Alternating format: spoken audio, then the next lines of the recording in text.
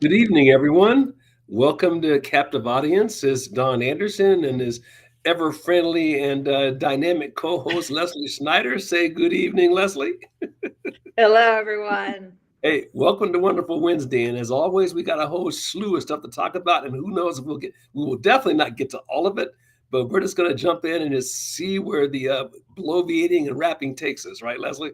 Absolutely. Let's go. All right, all right. So I thought I'd start off with my initial rant because every dad has to have a rant, right? Because that's what old guys do. So here's my initial rant. Let's talk about the Democratic shutdown and the real reason why they are doing it. So let's try to mollify the crazies, right? But the deeper reason for this is, I think, and I'm not the only one who thinks this, is the objective here is to create food riots. I mean, consider this: there's 42 million people that depend on EBT. Most of that 42 million are not American citizens. Now, the regular press is not telling you that, but get these stats: 34% of Iraqi immigrants are on EBT, 45% of Afghan immigrants are on EBT, 34% of Somali immigrants are on EBT, 23% of Haitians, 59% of all immigrants are on EBT. How about this stat? 25% of Walmart revenue is food stamps. Get your head around that. 25% of Somalia's gross domestic product comes from Somalis in the United States sending them our money. It's outrageous when you think about it. No wonder they can afford to have 4 or 5 kids because everything they get is free: free house, free rent, free health care. Meanwhile, the local citizens can't afford anything because they're getting taxed through the roof. And because we have all these immigrants here, is driving the cost of housing through the roof because of their shortages. So we can't afford to have very many kids. So this is the strategy of people from these countries everywhere and all the time. Once they outnumber the local population, they do what they've done all over the world: execute, kill, and dominate. And if you don't believe that, take a look at what's going on in Nigeria right now. So here's the long-term strategy of the Democrat left: create the food riots, shut down EBT, create the food riots. Trump sends in troops to quell the food riots. Dems say he is a dictator king. Folks, you got to learn to think like commies. This is exactly how commies do it. Lenin and Stalin rose to power during time of civil war, hyperinflation, and food shortages. The French Revolution took place during time of civil war, hyperinflation, and food shortages. The Third Reich under Adolf Hitler took place during the time of civil war, hyperinflation, and food shortages. Benito Mussolini, how did he took power? During times of hyperinflation, civil war, and food shortages. This is how commies do it. This is their playbook. They've learned how to do it from the past, and all they're doing is implementing that strategy today. That's what the Democrat left is doing. So there's my opening rant. Your thoughts, my friend Leslie? Well, alarming. I'm alarmed and sickened by hearing that breakdown. But I was talking to a friend last night, and she was sharing with me some insights that she had. That I guess the way that they kind of expand their the how the corruption expands with immigrants, non-citizens, and getting these benefits is um and there's a couple groups that are doing it, but a lot of the Muslim families, for instance, where polygamy is a thing, they'll come over here to the United States. They'll have a couple wives. They'll have one husband who lives with his wife, and he is maybe receiving some food stamps. Wives, their own households, but they're single and they aren't able to work because they have children, so they get food stamps. So you've got one man and like four different women who are all handing over their EBT checks to the guy, right? And there's another group of people in our country who have a history of polygamy, and they're doing the same thing, and they're white people, but that's kind of a thing that again, I have not verified all this, but this was kind of a rabbit hole that she had gone down, and I started to think about it, and it hurts my brain. I just trying to, I don't know, be a criminal and be dishonest and take benefits and take something that doesn't belong to me just feels wrong. But for so many other people it feels so right. They don't want to work. They think we owe them. They come from a rotten place. They come to America and are angry for the way that our country and the rules that we have, and all they want to do is outsmart the rules and break it down. So it makes a Well, lot of what you have sense. to realize is, yeah, this is why the moral code, once again, is so important. When you strip everything down to it, it's all about, do we share the same Judeo-Christian moral code? If you don't, then you're going to be much more likely to do this sort of thing. And this is one of the reasons why you can't just let anybody in the country. And I just posted the link to yet another thing, that story that's related to this. And this is the fact, this comes into in the a less reported part of this one big beautiful bill that Republicans just passed. Took $186 billion from SNAP's overall budget and imposed new work requirements that take effect like a couple of days ago. So get this, according to this story, this is about California, by the way, so your home state. They estimated in California that over 650,000 residents enrolled in the state's SNAP risk losing benefits under the stricter work requirements. 650,000 residents? I mean, it's like unbelievable. I mean, I saw a stat somewhere. Oh, I should have put this. I think it was like somewhere in the neighborhood of 16% of California residents are on the dole. And that puts it, and that wasn't even the top five. Oregon had like 1 in 17. So that's approaching 20%. So approaching 1 in 5 people are on the dole. Yeah. I mean, you think about that. Yeah. Right. I mean, and it's one thing if they're American citizens, but when a huge percentage of them aren't even from this country, and then they're turning around and sending the money back to their own home countries, which oftentimes are doing things that are their home governments aren't even giving the food to their own citizens, number one. Well, And number two, they're doing things against America overseas. We're funding our own destruction. of course, but that makes it worse. But I don't even care if they're sending it to like the Oz, or somewhere amazing. I mean, where the money's supposed to be spent. The money's supposed to be turned around and given to our merchants and to make our economy grow. Mm-hmm. It's our money. It's supposed to go back into our economy. So I just, yeah, I And then, Leslie, that doesn't make your head snap. We've talked about this one in the past. Think about all the grifters on this system, because no system stays in place for a long time unless somebody's benefiting from it. This is another one of those things you have to remember. Right. So I think, why are things so wrong? Right. The answers are obvious. These aren't they're wrong because somebody's benefiting. Right. So think about the SNAP system. A huge percentage of those money go to fund purchases like buying Coca-Cola, buying Hostess Twinkies, buying foods that aren't even foods. When this program was first implemented, there were certain things you couldn't buy. You couldn't buy junk food. You couldn't buy Cheetos and Cheerios and all this other stuff. Now you can take it and go to McDonald's. And I think you can buy cigarettes. So huge. Yes, you can buy cigarettes and booze with it. And caviar. It's unbelievable what's happened to this. So now, we're teaching people who are poor, who don't know how to manage money. We're teaching them how to manage money even worse. B, we're teaching them, basically helping them stay addicted to foods that are destroying their health, which then C turns around and costs us more money, because now we got to pay for them once they're going to the hospital on dialysis, lost their kidneys, got diabetes. Now you're paying for their Ozempic. And as soon as they get big as a house, look like Jabba the Hutt, then go out there and like get married. Don't even get married. Go have babies with 4 or 5 more rats all over town, and you get to support and raise those too. And then they wind up in the prison system, and and you're paying for the Chads and Leroy's. Don is on a roll. Raping your house. Oh my goodness!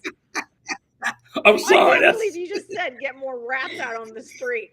Oh my god! So am I sound like an angry taxpayer? Maybe I feel like you should hold your shoe in your hand and start banging on somebody with it. Yeah, I went there. Or that get off my lawn kind of mentality. But more of us need to get ticked off, because that's exactly what's happening. Well, and the hospital systems have been speaking up. The CEOs of hospital systems have been saying we can't treat American citizens because immigrants are totally clogging our ERs, and they're not paying their bills, and they're so we wait times are just astronomical for the regular citizens. Heaven forbid you get sick in Denver, or Portland, or downtown San Diego, or for goodness sakes. Well, Mom Donnie's going to fix everything back in New York, right? Everything's going to be government, the grocery stores, the healthcare. Well, Every generation needs to learn that lesson that your parents told you about no free lunch. And apparently, New York's about to find out the hard way. There ain't no free lunch. That someone could seriously could look takes anyone seriously who would tell you that you're going to have a government run grocery store, right? A government run grocery store in your town, and we're going to give you free housing or reduced housing without telling you one single step in terms of how they're going to accomplish that. And hey, I guess government can do that because they're so great at everything else they do. I mean, the train system they run, Amtrak, is fantastic. That's why everybody can't wait to ride Amtrak. Uh, the postal system is fantastic. That's why everybody goes to UPS and FedEx because the post office is so phenomenal. I can't wait to go to DMV because they do such a great job there. It's like, and the list goes on. And yet you think you're going to go to a government run grocery store? What this points to is what a bad job we've done of educating our citizens, which, oh, by the way, who runs the educational system? That would be the government. No wonder they don't know squat. So it's just, it fits. And when the system's like that, the only teacher is the most brutal teacher of all, and that's the professor of Yeah. experience. And the professor of experience, man, she's a brutal taskmaster, but you will learn and you will suffer. Well, you will learn if you are open to learning. Or you could just be one of those unfortunate people that, gets kicked in the ass over and over and over again. And you just, keep blaming, other people. Keep blaming the orange man, keep blaming the white man, keep blaming whatever, the billionaires of this. Like everybody's got to, point their finger. Some people learn the lessons and then they move on out. And then some people don't. Yeah. Oh yeah. There's a small percentage, but this is the thing, that hook is deep. And the whole thing is structured to keep you on the dole. I remember from personal experience. This is one of those experiences that I didn't start out. I was never like a crazy left winger, but I was like, call it a JFK, Democrat. And I remember my wife and I had to rent a house in Los Angeles. And this is in Long Beach. And this is a classic story. See, in those days, you used the newspaper, LA Times, advertised it, screened the people coming in the door to see who would be a great client to be a tenant for our little house. And some of the great things we learned from watching that experience, we had a number of people come through who drove up. A couple of them drove up in BMWs were the big thing back in the late 80s. So driving up in brand new BMWs and telling us that, asking us if we're doing Section 8. Because if we did Section 8, you'd be guaranteed 80% of your money. What? I want all of my money. But we had that from people driving Beamers, right? We had a couple of like really nice couples. I remember they clearly were just trying to get started in life, and they were on the dole and we done the calculation. They're standing right in front of us. Well, we can't get married because we make this much, then the state will take our money from us, so we can't get married. This is like people run these numbers. So we have a government encouraging behavior that's destructive to the Yeah. citizen, Yeah. destructive to the tax, destructive to the person getting the money, and destructive to the people paying the Yeah. money. Yeah. Well, unless you're Letitia James and you just take the money and Yeah. Eventually the law catches up. It took a long time. hopefully, I hope so. Yeah. I hope so. Wow. I loved it. I love that BLM's founder is being investigated and being called out. So I don't know. I think we do have to be patient. I do feel like we actually have somebody in charge who is going to be consistently, in a grueling but patient way, rolling out justice. But we've just become so used to people indicating and then backing away. And it's hard. I mean, I believe in him. I trust him. I think things are going to happen because he's got all the right people in place. But gosh, it's hard to watch. It's hard to watch the bloodletting until it actually, until that time comes, when people are held accountable. Yeah, no, absolutely.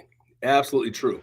And and that reminds me, just speaking in terms of how things are coming around, and I'll see if I can't pull this up in a minute and show it to you all. But there was a story about, I don't know how many of you all know about the story of the guy who wrote Dilbert. Yeah. So are you familiar with the Yeah, Scott Adams. So are you familiar with his situation, his story?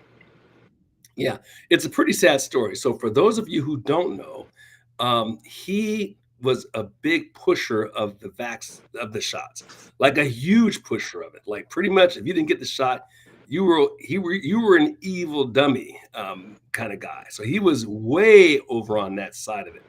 And what happened? I thought I had the link, and I don't. So I'll just have to speak to it. So unfortunately, what happened to him was he ended up getting really, really sick. Like I can't remember what version of cancer he got, but he got an aggressive version of cancer, which is like certain is a result of having gotten these shots. But he is one of the people who was courageous enough Pink. to basically say, I was wrong. I made a mistake. I'm so sorry. Those of you who didn't get the shot turned out to be you were 100% right. And this latest story is that and he's basically on his last legs. I think it's like end stage prostate cancer, whatever type of cancer it is.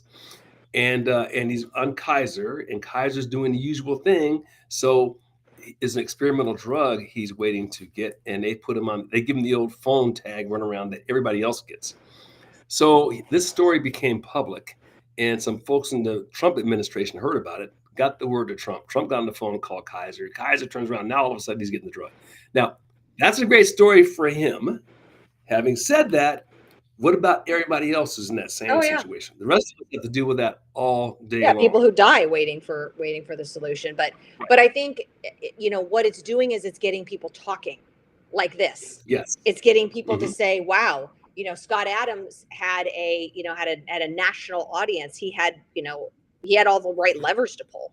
And it wasn't Trump who pulled that first lever. It was a lot of other people in the mix, who knew the drug manufacturer, who knew the CEO of Kaiser, who knew this person, that person. There were a lot of people that were in the mix and were advocating for him. Okay, well, so now the discussion becomes, well, why do we need that guy? And why does it have to rise to that? Where is the real solution? And so I am hoping that it doesn't just end with that. I'm hoping that now there's a discussion of, wow, look at what because the treatment that he's requesting is not life-saving. It's life extending. Yeah. But he does have pancreatic cancer. No, sorry, you're right. He has prostate cancer. The prostate Metastatic prostate cancer.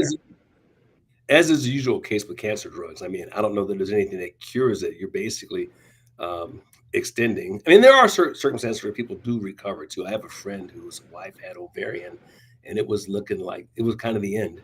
But this guy was, again, this is somebody who came from the industry. I know because we worked in the same industry. He was able to work it, and now she's 5 years, cancer free. But it was like a full-time job for like 2 or 3 years to get her that treatment. Yeah. Many people have the education, the resources, the contacts, the energy, the mindset to pull that off. I have a coworker whose ex-husband has pancreatic cancer, and he is traveling to different countries. He's been in Germany for the last month getting treatment. Before that, he was in like Japan for getting some treatment. And his treatments cost $100,000. He just happens to be in a position where how many people can afford to do that? Right, but again, like you said, this isn't going to save his life. It's going to extend his life, and use your money for whatever you want. But it shouldn't get to that point. That's what's just so heartbreaking, is that these people they're desperate. They just want more time. And here's the thing. Yeah, why do we have this sudden jump in these things? I mean, in my whole life, I could handful count the number of people that I knew had pancreatic cancer up until 5 years ago. It was super rare. And now, I mean, I can think of like 3 people off the top of my head in the last 3 months that I know who died from it. Oh my gosh. And 2 or 3 more, who have it. And again, like I said, that was a complete one-off. I can't remember what the national data is on it, but all of these things that jumped, and the unwillingness of the national media to even pretend like that doesn't exist. Yeah. It's unbelievable. Yeah, they won't admit it. Yeah. I mean, it's even we were talking about the flu shot a couple weeks ago, and I was telling you about that video that I saw of that doctor who was like, the hospital just said it's time for our vaccine education seminar. How about we just open up the paperwork and read what it says for the guidelines and what are the symptoms and what's the efficacy and la la la. We don't need to go. Like, let's just read it. And it was basically, this flu shot is a bunch of junk, and it's not effective. It's not going to ensure that you don't get it. In fact, most people who do get it, take the vaccine, are actually at a higher risk of getting the flu. Like, it's all right there in the paperwork. He's not making any assumptions, drawing any conclusions. It's just right there in the black and white. And people don't listen. But here's the good news. The general public is gradually figuring this out on their own. This article was published in the Associated Press, which is about as left-wing as the rest of them. And they're actually reporting stuff. So the pressure must be tremendous on their margin, I think, is why they're doing it. But the COVID-19 vaccine for Pfizer, the sales have just dropped off the cliff after government gave guidance on the shots narrowing. So who could have saw that? Basically, shots 25% drop in sales after federal regulators basically narrowed the recommendation of who should get the shot. Basically, that is like fantastic news. That means more and more people are beginning to realize, whatever happened to our immune system, by the way. I suspect some of the problems that we're having, and again, I have no data to say this other than my own common sense and looking around. You're supposed to get a runny nose a couple of times a year to test your immune system so you have that thing working. So doing all of this stuff to avoid getting anything, I don't think is helpful. And getting shots all the time to avoid, I think you weaken your immune system. You're more like, and then when you do get sick, you're like a lot sicker. And we've seemed to have lost our minds, not realizing that colds are always going to be with us. Yeah, I just shake my head when people get. I mean, when anybody wears a mask, I just want to it's like I want to jump out of my skin, but I don't. Like sometimes I'll actually say like, "Oh, I'm so sorry that you're feeling bad," and they're not sick. They're just trying to protect them. Like, they'll be walking through an airport, or they'll be, whatever they're doing. I got into a lift in Vegas, and the guy was wearing a mask, and I was like, "Oh, I'm so sorry that you're feeling sick." He's like, "Well, I'm not feeling sick. I'm just, trying to protect myself." I'm like, "Okay." But again. But I suspect, and I saw something from a psychiatrist not long ago on this, for a certain percentage of people who already were having, because remember, about 50% of the population walks around with some form of psychological disorder anyway. And that's a pretty good number when you think about it. So for them to scare the daylights out, scare the bejesus out of them like they did, 5 years ago, force them to wear a mask. Then you have those people who basically wearing a mask is kind of a way of hiding. I can hide my face. So people have these kind of disorders that have just been exacerbated. And I'm sure, my guess is that there's a certain percentage of people for whom that's what's going on. I was reading somewhere that I'm just gonna go down a little bit of a rabbit hole, but I was reading somewhere that they have these online chat groups for people who are maskers, and they're now having to create these little secret communities. Not secret, but they're online, communities with other people who are mask fanatics. And because there's just not enough, for them to, and they don't want to be around people.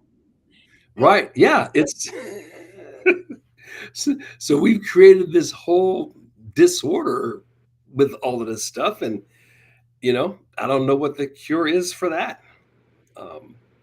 So, I mean, I know people like in my community that just, they just wear it, whether they're in public, no matter where they are, they wear a mask. A car by themselves, doesn't matter, right? What would you compare that to? Would you compare that to like before they put the mask on? Who were these people? What were they doing? Were they OCD? Were they hand washers? Were they, tapping their foot on the right 5 times and then tapping their foot on the left 5 times? Were they turning off the light switch a certain number? I mean, what were they doing? That's an interesting question. I have no idea, but that is a very interesting question because, again, like I said, about 15% of the population suffers from something, whether it be, whether it be bipolar, whether it be schizophrenia, whether it be OCD, whether it be, you name it, some version of that. And there's a whole spectrum too, because you go from people who are like, these things just are so bad for them that they can't function, right down to people that you barely know they have it and everything in between. Yeah. I mean, there are many people who learn to manage these things, so you can hardly tell unless you really know them well. And then there's others for whom they just can't function in public. And I'm sure you have an event like what the government did to us all 5 years ago that put pressure on people who maybe were able to control it, and now they're not. And I think it's a rational line of thinking. There's my deductive reasoning for the day. I wonder if for some people it's kind of like an addiction. Like Hmm. when you eat too much sugar and then your body just starts to crave the sugar all the time and you just can't stop, Hmm. and you don't realize it. And like that 3 o'clock craving for sugar, you don't need to eat a candy bar. You could have like, you know what I mean? Like, and I just wonder if maybe it kind of fit into that bucket. Like, okay, this Well, was yeah. forced on me. I was, sort of formed by this, and now I Mhm. can't give it up.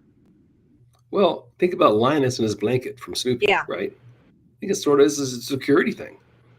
Um, I can control this. I can control all that out there, but I can control this. And again, there's my 100 level I know. psychiatry You're a class. genius. Yeah, but let me shift real quick because I think this is a really interesting thing. I saw this the other day, and I'm so excited. Get this headline: the San Francisco Chronicle ran a surprising story. Rap music just Yeah. vanished from the Billboard Top 40 for the first time in 35 years. Yeah, I've been praying for this for 40 years. I'm so sick of it. Like, when will it go away? I just can't believe it took this long for that musical genre. It's atrocious. Now, the bad part is, the good part is, when it first started, like in the late 70s, it was actually Yeah, it humorous. was. And it was, and then in the mid 80s, the gangsters got involved, Yep. and it has been in the toilet ever since. And I keep waiting for it to, when will it go away? Yeah. Most things, when your parents and grandparents are doing it, then you don't do it anymore. You don't see young people running around with like bell bottoms on, for example, because it's not cool because your grandmother used to wear them, right?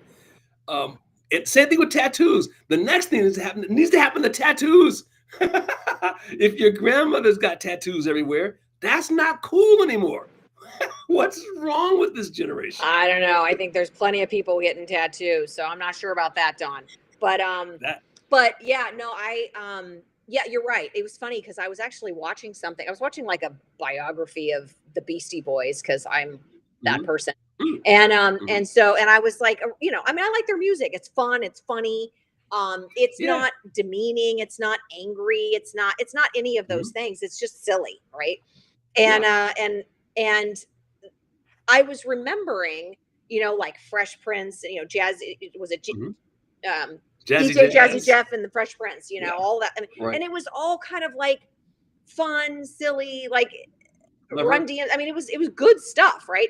Yeah. And it got so angry and so dark and so violent and so demeaning. Uh, And like, uh,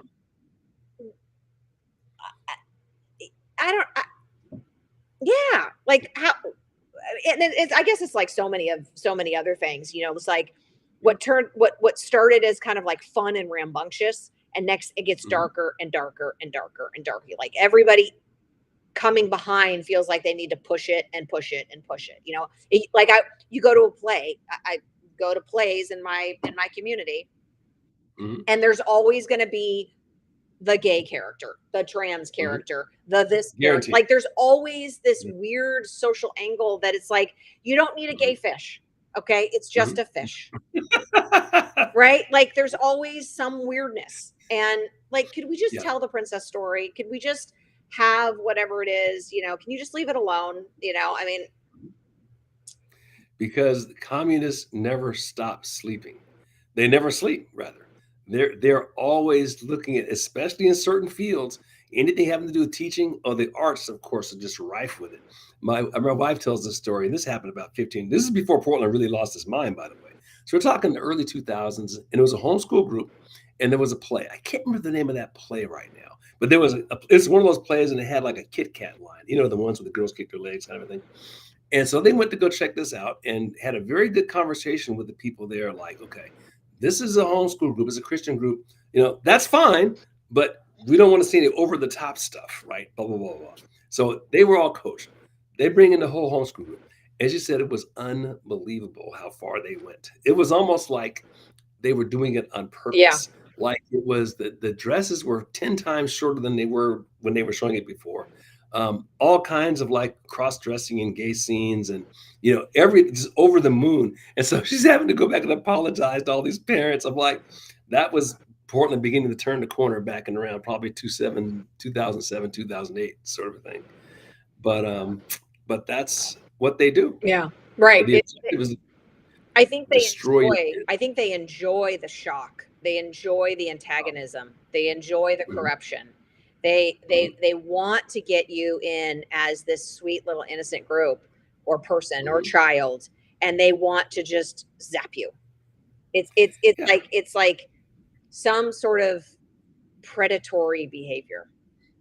And see, I think it goes back to the original you go back to the original sin, and the biggest sin of all, pride. So these people are not humble. So I'm going to have things my way. I'm going to shove this down your throat.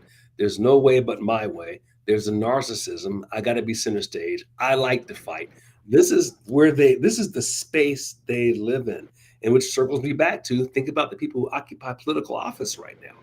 And what you see are people, they're not talking about issues. All they're talking about is getting back at the current president. That's it. I mean, it's just unbelievable. Like, what are the problems you're going to solve, and how are you going to solve them? I mean, these are local elections talking about what's going on in D.C. Uh, New York City's problems have nothing to do with going on in D.C. LA's problems, those aren't DC problems, right? Portland problems, those are problems you can solve right here. Hmm. But they don't want to talk about that because they've got no solutions for that stuff. And in fact, they benefit from it staying the same way it is, which is a whole nother thing. Well, and what's so interesting is you're talking about these, of course, totally blue cities, totally blue states, but they're also filled with wildly successful businesses, industries, people Mhm, who, rags to riches, entrepreneurs, people who solve big problems and make big mhm, profits.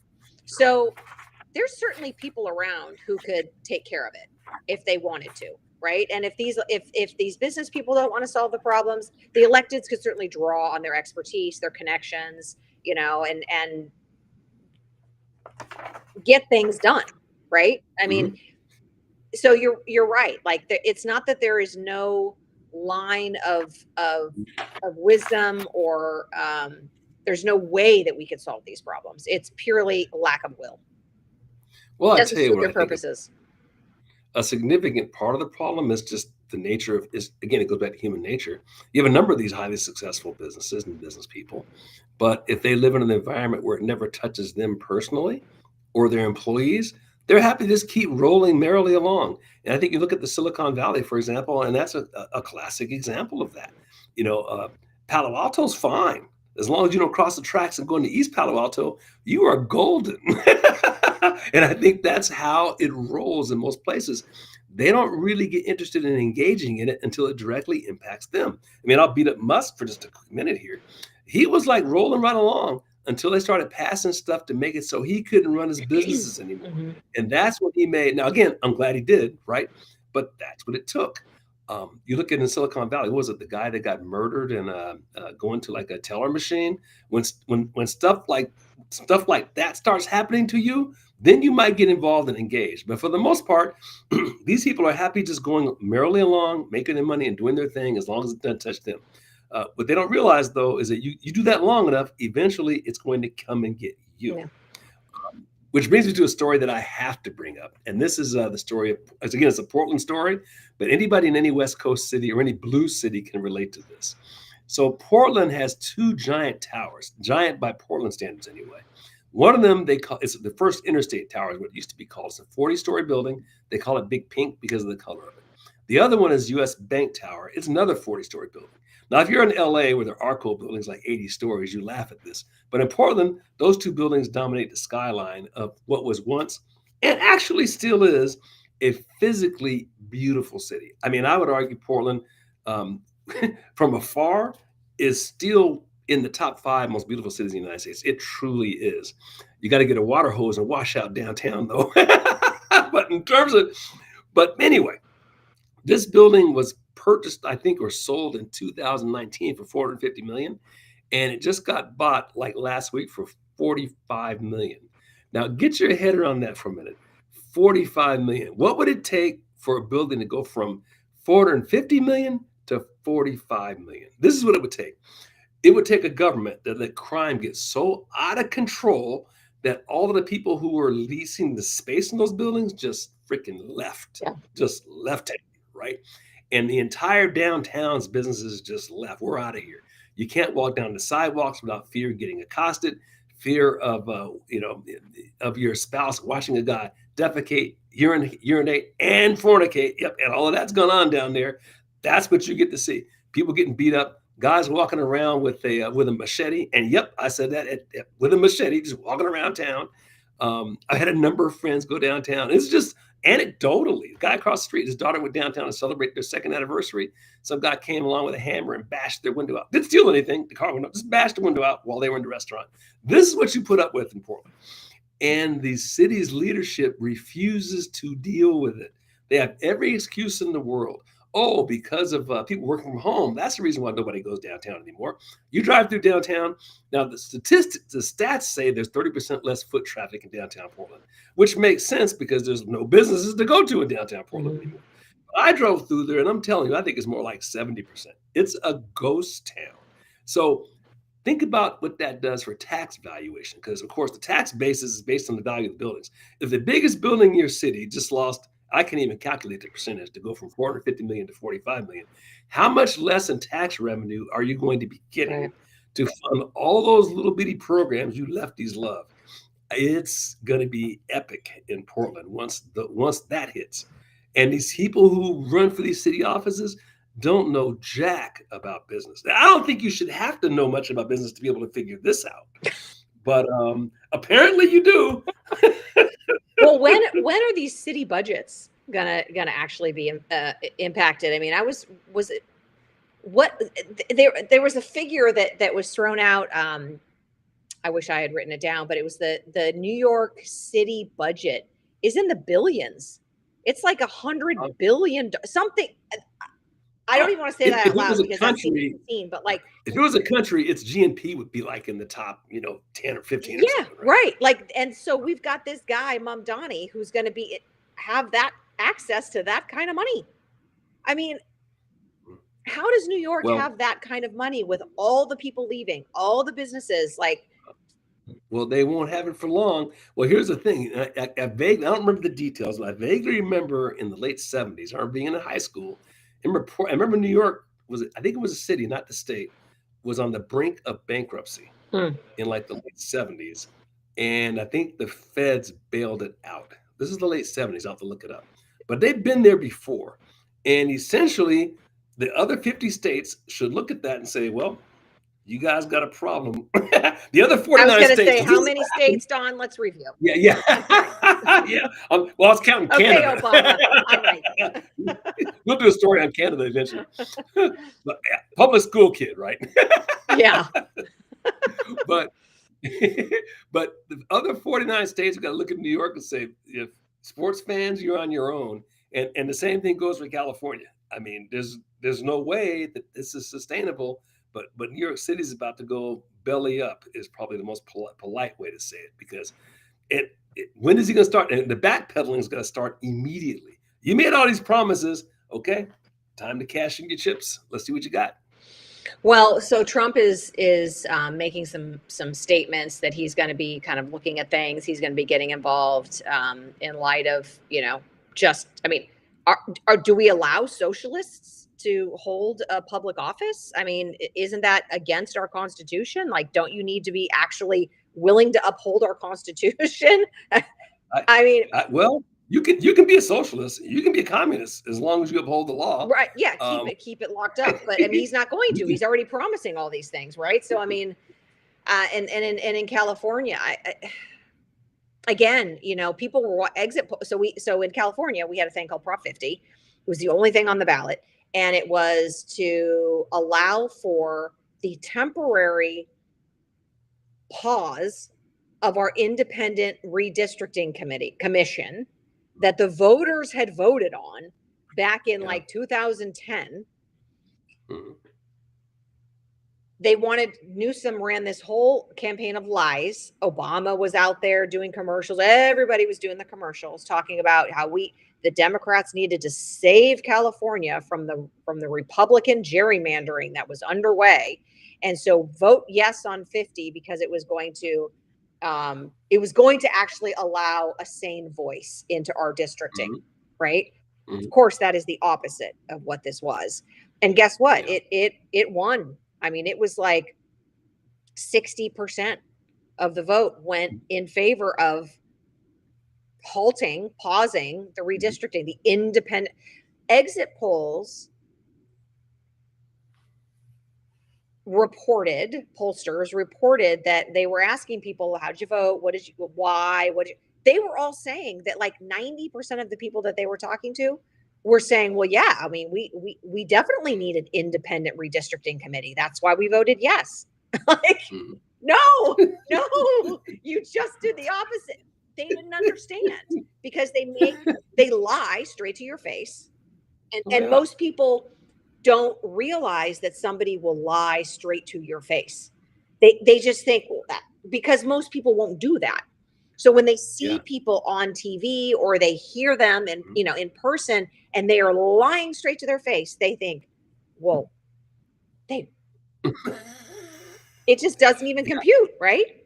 Yeah. You have to become a, trying to think of the word, but Sociopath. someone, pardon? Sociopath. Well, no, not that. It's where you just don't trust everything you hear. You have Oh, to become that kind of a person. I can't think of the term I'm looking for, but it's unfortunate. A skeptic. You have to become skeptical, pretty much of everything. I mean, did this? I'm not sure you saw this on the New York City ballot. They had yes. Mondami on there, what, 2 or 3 times, twice, and they had whatchamacallit, Democrat Cuomo, Cuomo. who was a horrendous Yeah. candidate, but they had him what at the Yeah. bottom or Yeah. something, and then a whole bunch of other stuff in Yeah. between. I mean, they cheat like you breathe, right? I mean, what could be fair about that? I mean, How can you have a it's ballot with the guy on there twice? you can't make it up. And and I mean, it's not like he won by 90%, right? Like, it's not like it. So then you kind of think, well, actually, he only won half, right? Like, if he Now, only, right? that's yeah. Now here's a silver lining for what silver lining there is. Slua, I think was his name, was a Republican candidate who never had a chance. I think he got like 7%. Yeah. Cuomo, the worst candidate that you possibly could have chosen, got like what 41%, I think, or something. So if you add the two together, you come to like 49%. That's pretty amazing. If they had even had a decent JFK Democrat, they would have won that election. But they got Cuomo basically like I can't even think of the terms I'm trying to think of Cuomo. The guy like slaughtered a bunch of elderly people, and didn't he get in trouble for like groping women or something on top of that? I mean, it's like the worst candidate that they could Yeah. possibly dig up. Yeah. He and his brother Uh, both. They're just yeah, gross. yeah. Yeah. I mean, just a complete disgrace.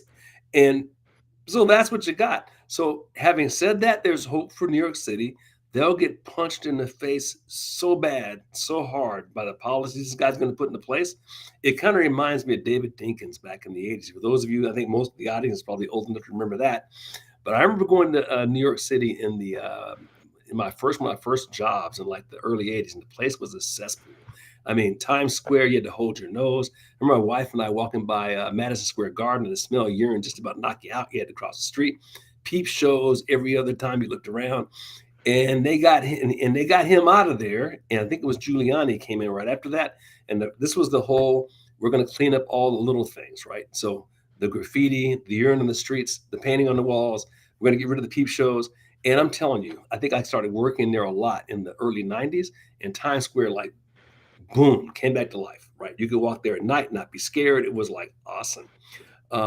But that was a classic example of what happens when you have one leader who just believes in letting people out in the streets and not enforcing the law. Mm-hmm. It can be flipped overnight. It can be Mm-hmm. flipped just as suddenly as the border was flipped. Yeah. Portland can be fixed that quickly. Yeah. Baltimore, St. Louis, Kansas City, all of these armpits, Detroit could be fixed San Diego. that San Yeah, Diego, LA, San all Diego of them. was disgusting, and then we had Pete Wilson came in, and he was mayor, and then he went on to be governor of Mhm. California.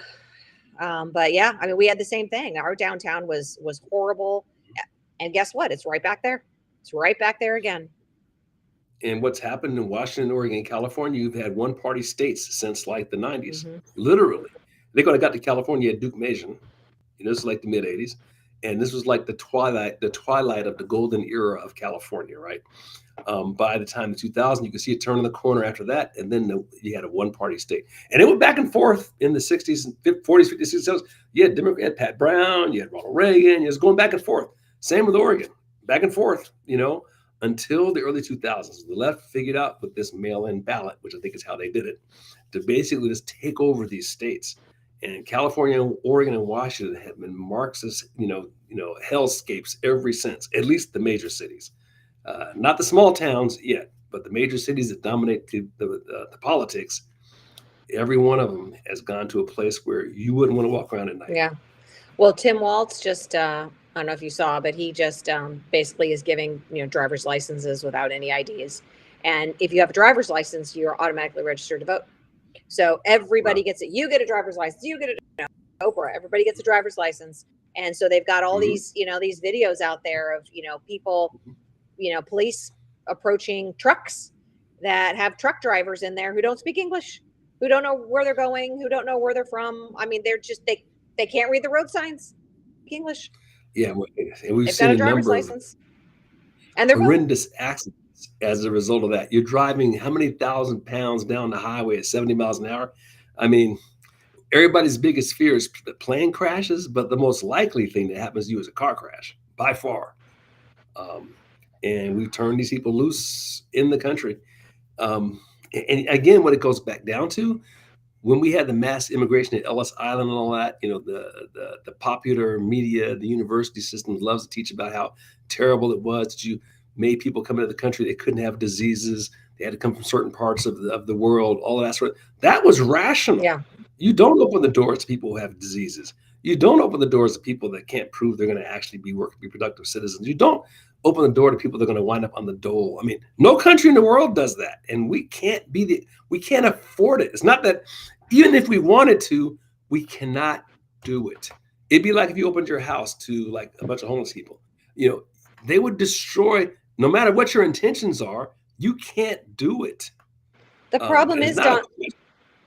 What? The problem is we can't afford it. That's why it's been going on. We've been draining our bank account. We've been the richest, most successful country for so long, and so people got just lazy. You know what I mean? It's like, well, I'm fit and I'm trim and I'm super healthy. I can eat a brownie, and then you eat 2 brownies, and then you eat 4 brownies, and then you eat the whole box, and then you put a gallon of ice cream in there, right? It's like anything. Like, you can do it for a while, but see, until what you happens can't. is the left wing upper class that votes for this stuff. It's not their kids who can't afford to buy their first house because so many immigrants have driven the price up. There are kids who can't afford an apartment because there's so many illegals here that you can't get a place that's driven the price up. Can't get that first decent job because they'll work for virtually nothing, and there's a zillion of them. You can't get a decent paying job. You can't get into their kids can't get to the hospital because the lines are so long. They can't send their children to the public school because public school is like overrun with immigrants who don't speak the language, and the place is a crime-ridden disaster. They don't pay the price for that stuff. Again, I'll go back to my Palo Alto example. If you live in Palo Alto, you can have all those crazy policies and they won't touch you in Palo Alto. But you cross those tracks, you cross the 101 freeway, and if you all know California, you know what I'm talking about. And you get in East Palo Alto, and guess what? All of the costs, the burdens of that stuff are borne by the American citizens in East Palo Alto, not Palo Alto. The burden of all of these policies are borne by the residents of East LA, not Rancho Palos Verdes. Right. The burdens of all of these policies are borne by the residents of Bellevue, borne by the residents of Renton, Washington, not Bellevue, Washington. And you can go through every single place in the United States, and everybody knows what I'm talking about. Those are the ones who pay the price until eventually, like you see in Latin America, it will eventually spill across the tracks into your side of town, and then you will be living behind walls just like they do in Latin America. Do we want to live in a world like that? I don't think we do. No, we don't. We don't. We don't. So I love all those videos that they're always running about, reporters going up to these walled, gated neighborhoods and approaching approaching the homeowner and saying, how do you feel about immigrants? Oh, I love immigrants. Well, what do you think we should do for them? Oh, I think we should do everything we can for them. Great. So if they. oops. I think we lost her there. I think she'll come back in a minute, sports fans. But while we're waiting for Leslie to come back, let's see. While we're waiting for Leslie to come back, I will say this, though, kind of as an addendum to what she was just saying. So, yeah, what happens is I had a friend, in fact, who lived in San Francisco. It's just an interesting story. And he decided, he was a great guy, liberal guy. He wanted to live up to live his values out, which I think is a great thing. I admire him for living his values out. So he actually invited the homeless guy who was around the corner to come live with him. So he moved him in with him, his wife, and his 2 daughters. And needless to say, and the guy wouldn't work. So he tried to get him to do some jobs, odd jobs. The guy wouldn't do them, drinking in the house. He finally reached the conclusion they needed to throw this guy out in the street when he found a gun in his house that this homeless guy had brought into the house. So that's what you're dealing with. And we're bringing people, the analogy is we're bringing people from outside the country into our home, the United States. And these people don't have the same moral framework that we have, and they're not assimilatable. So we had to go back to screening people, just like we did at Ellis Island, so we don't wind up with people coming into our homes and destroying it. In this case, the United States. I'm sorry, Leslie. I kept rambling because, the grandson of a Southern Baptist preacher can talk. Did you boot me out? Were you trying to No! me? Get out? Leslie, I would never do that to you. Not to my face. Know what happened. Not to my face. Yeah. No, but true liberal, I do it behind your back. Right. That's right. Anyway, but go ahead. I can't remember what we were talking about the whole thing with illegals. Oh, I was just on a rant about how I just, fake reporters will go up and they'll approach the homes of, homeowners of, Yeah. And they live behind gates. They live behind walls, and they want everybody to hand out. Oh my God, everybody should be given to the immigrants, and everybody should be tolerant, and everybody. And then the bus pulls up, and they're like, okay, Julio, come on, Juan, come on, whatever the names are, Edgar, blah blah blah, whatever nationality, I'm just saying one, but and then they're like, oh wait, no, no, I don't, So again, it's just like you said, if it's not touching you, it's very easy for you to just be flippant about it, or act. Maybe you really don't even know. Maybe you don't. Yeah. Maybe you don't spend time talking to your employees on the line. Maybe you don't talk to the janitorial staff or the landscaping staff or the the entry level staff. But where do they live? They're driving into your fancy parking lot, but they're barely making ends meet. Well, it's that virtue signaling thing, though. I mean, they are so into themselves. Again, I think it goes back to the old, to put it back in the religious framework. They're not humble. It's all about the pride. It's all about living for themselves. Living this bill is all about me. And so you have the virtual signaling that results from that. The narcissism, look at me, I have this belief system. This makes me a great person. When it comes down to really getting their hands dirty and helping somebody, I mean, I remember one of the things I noticed about liberals long ago, and that is this. They will be willing to ask for all kinds of alphabet organizations to go fix a problem, but they won't personally get involved in fixing the problem themselves. It's always about what somebody else will do to fix the problem. But for them to go join a big brother, big sister, for them to go get engaged in something like that themselves, rare is the person that does it. And I was just telling a story while you were kicked off about a friend of mine I know who did do that. So they are out there, but the vast majority of them don't want to do that because it's all about just signaling and it's all about me. Yeah. And that's, at the end of the day, it seems to always come back to that. Yeah. Yeah, that's right. And trying to connect with an organization that actually is true and honest can be difficult. I have a friend who does this blanket drive every year with one of our local nonprofits, and but the nonprofit is you know I don't agree with their priorities. I don't agree Mhm. with anyway. So you just kind of have to think, well, how can I orient myself with an organization that you know is training people the right way, is providing the right support, is, I mean, we have homeless parking lots all over San Diego. And, the idea is, well, there's people that are living in their cars. Let's give them a safe place where they can spend the night. Well, there's no requirement that these people be sober. There's no requirement that, um, that they be, uh, all sorts of things. They bring in their cooking materials and they'll pull it out and they'll start cooking and having a fire and drinking. And Mhm. some of these parking lots are across the street from schools or down the Yeah. street from schools or too close to a neighborhood. Like nobody wants that there. I mean, Mhm. have it in the stadium parking lot, maybe like in the Well, middle of nowhere. But yeah. See, the first move to fixing this, I think it always begins with you have to enforce the law. yeah, That's the basic fundamental reason for having a government in the first place. There is no bigger and more important reason than enforcing the law. Domestic police to take care of its citizens inside the boundaries of the country, the military for outside the country. That's the first thing. Now, once that you start enforcing the law and then you put people in jail, then you can begin the second part, and this is the mercy part.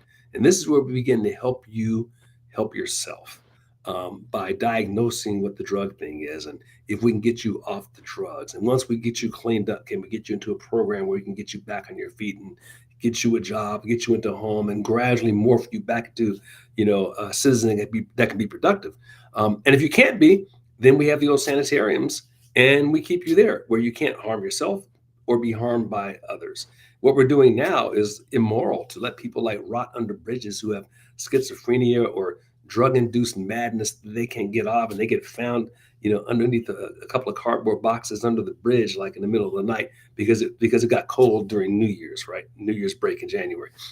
This is what we're doing. This is not what Western countries do. mm-mm, This is what happens in places like India, mm-hmm, and we're starting to have that happen in places like Portland, and it's really appalling. Um, and that's the move. It's the solution is obvious. The will to do the solution is what's missing. yeah, Just like with the border, the solution to fixing the border has been there the whole time. We just never had a commander in chief willing to implement the strategy to get it done. yeah, Portland, LA, Seattle, this stuff could be fixed in weeks, but you got to have the backbone to do it. that's right. That's right. Yeah, that's right. Anyway, well, my friend, we have come up on the hour rapidly as always, and I had a blast as ever. I hope the audience did. Leslie, what say you in terms of closing Oh thoughts? my gosh.